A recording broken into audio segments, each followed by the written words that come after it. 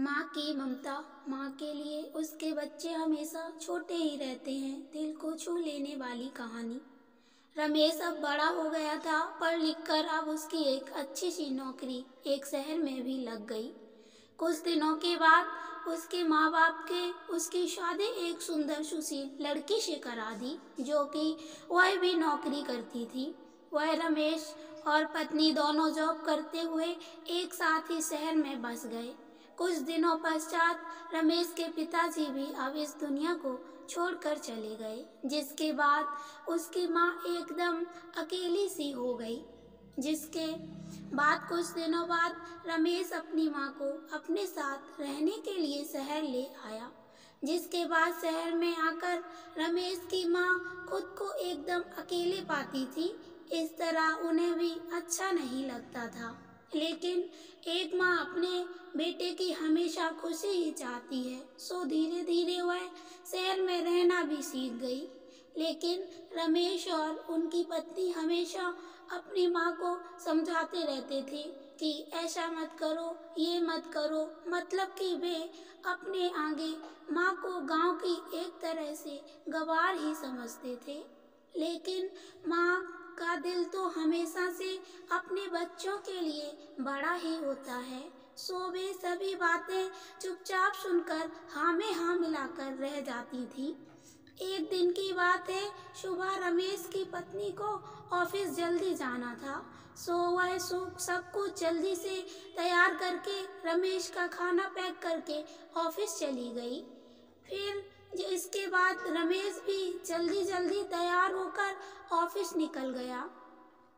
कुछ समय बाद रमेश की माँ ने देखा कि उसका बेटा तो खाने का लंच बॉक्स घर पर ही भूल गया है, तो माँ ने बिना देर करते हुए फटाफट ऑफिस पहुंच गई और पास में एक कुर्सी पर बैठ गई, क्योंकि कंपनी में बाहर के व्यक्तियों को अंदर जाने के लिए मना था।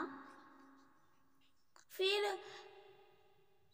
बेटे को दिक्कत ना हो इसलिए फ़ोन ना करके मैसेज किया, लेकिन रमेश अपने काम में बिजी था, सो माँ के मैसेज पर ज़्यादा ध्यान ना दिया।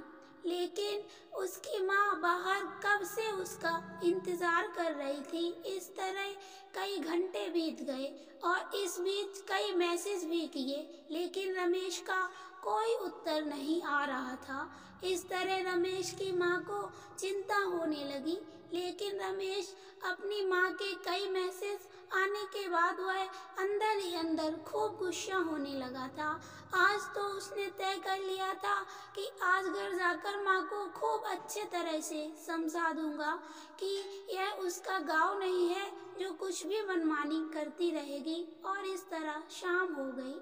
अब रमेश घर जाने के लिए कंपनी से बाहर निकला तो देखा उसकी माँ तो यहीं खड़ी है, जिसे देखकर उसका गुस्सा अब सातवें आसमान पर था और बिना कुछ पूछे ही अपनी माँ को डांटने फटकारने लगा कि पहले तक घर में खाली बैठे बैठे मैसेज से परेशान करती रहती हैं और अब तो उसके कंपनी में भी आ गई। आखिर उनका यह गांव नहीं है जो मनमानी करती रहेंगी। यह सुनकर रमेश की माँ ने खाने का टिफिन रमेश को और आगे बढ़ा दिया, जिसे देखकर रमेश को अब समझते हुए देर ना लगी कि वह अपना खाना भूल गया था, जिसे माँ उसे देने के लिए यहाँ आई थी। इसके बाद रमेश की माँ बोली, बेटा भले ही तुम बड़े हो गए हो, बड़े शहर में रहने लगे हो, अच्छे बुरे की ज़्यादा समझ आ गई है, लेकिन मेरे लिए आज भी मेरे कलेजे का टुकड़ा ही हो, जिसे मैंने बचपन से लेकर आज तक पालते हुए आ रही हूँ। रमेश की अब आंखें खुल चुकी थी। आखिर उसकी माँ उसकी परवाह करते हुए खाना लेकर आई थी, जिसे वह बिना सोचे समझे अपनी माँ को ही डांटे जा रहा था। अब वह अपने किए हुए पर बहुत पछतावा हो रहा था, जिसे देखकर माँ ने उसे एक बार फिर से अपने गले लगा लिया और इस तरह रमेश अब आगे से खुद को माँ के लिए बदल लिया था। अब उसकी पहले से ज़्यादा अच्छे से देखभाल करने लगा, जिसके बाद माँ को अब शहर भी अच्छा लगने लगा था, क्योंकि अब उनका बेटा फिर से उसे वापस जो मिल गया था। Thanks for watching this video. Please मेरे चैनल को लाइक करें, सब्सक्राइब करें एंड अपना प्यार बनाए रखें। Bye bye.